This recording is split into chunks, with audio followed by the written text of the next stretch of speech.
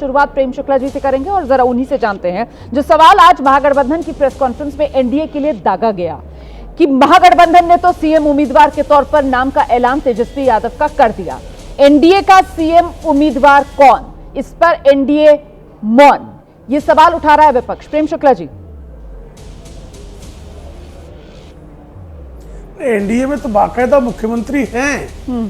आदरणीय नीतीश कुमार बाकायदा एनडीए के मुख्यमंत्री वर्तमान रूप में हैं और विविध चुनाव में एनडीए के प्रत्याशी के रूप में, मुख्यमंत्री के प्रत्याशी के रूप में आदरणीय नीतीश कुमार रहे हैं। और आज भी एनडीए का यही कहना है कि मुख्यमंत्री पद के लिए कोई वैकेंसी नहीं है। इसलिए जो लोग दावे कर रहे हैं कि हम उम्मीदवार हैं, उनके दावे खोखले हैं, निरर्थक हैं, निराधार हैं। सवाल ये पूछा जा रहा है कि साहब सीएम तो सिटिंग, महाराष्ट्र में भी एकनाथ शिंदे थे, उनके नेतृत्व में चुनाव लड़ा गया। सीएम तो सिटिंग शिवराज सिंह चौहान मध्य प्रदेश में भी थे, उनके नेतृत्व में चुनाव लड़ा गया। सीएम तो सिटिंग असम में सर्बानंद सोनोवाल भी थे, उनके नेतृत्व में भी चुनाव लड़ा गया था। लेकिन जब चुनाव के नतीजे आए तो एकनाथ शिंदे, शिवराज सिंह चौहान, सर्बानंद सोनोवाल, सबकी विदाई हो गई सीएम की कुर्सी से और नए चेहरे बतौर सीएम आ गए सामने। इसीलिए महागठबंधन की तरफ से पूछा जा रहा है कि सीएम कौन होगा। नहीं तो सीएम के उम्मीदवार तो योगी आदित्यनाथ जी भी थे और वो सीएम हो गए। तो कोई ऐसा नहीं है कि हर बार परिवर्तन ही होना है, ऐसा भी कोई नियम नहीं है।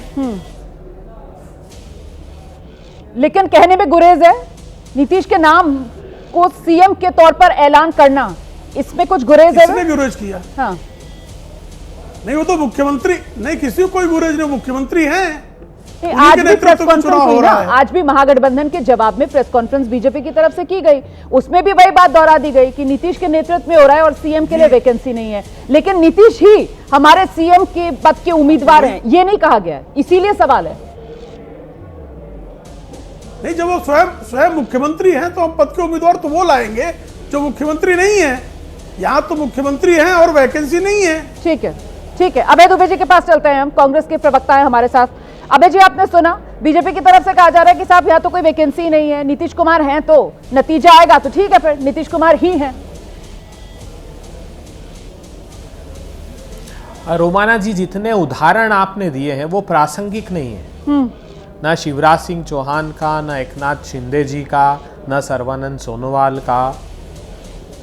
इसलिए प्रासंगिक नहीं है कि बिहार की भूमि पर जब भारतीय जनता पार्टी के और देश के गृह मंत्री अमित शाह साहब आए तब स्पेसिफिकली पूछा क्या चुनाव के बाद नीतीश कुमार जी को मुख्यमंत्री बनाएंगे, तो उन्होंने साफ इनकार कर दिया।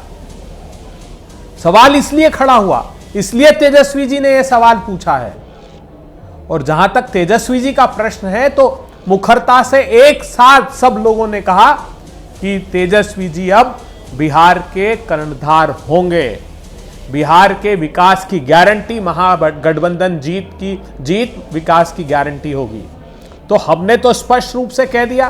फिर यह पूछा तेजस्वी जी ने कि बताइए आपका कौन, क्योंकि भारतीय जनता पार्टी बिहार को गुजरात से चलाना चाहती है। दुख हुआ बिहार में गुंडा राज इन लोगों के, और जब भी ये जेडीयू के साथ आए, ये विभत्स परिदृश्य बिहार में देखने को।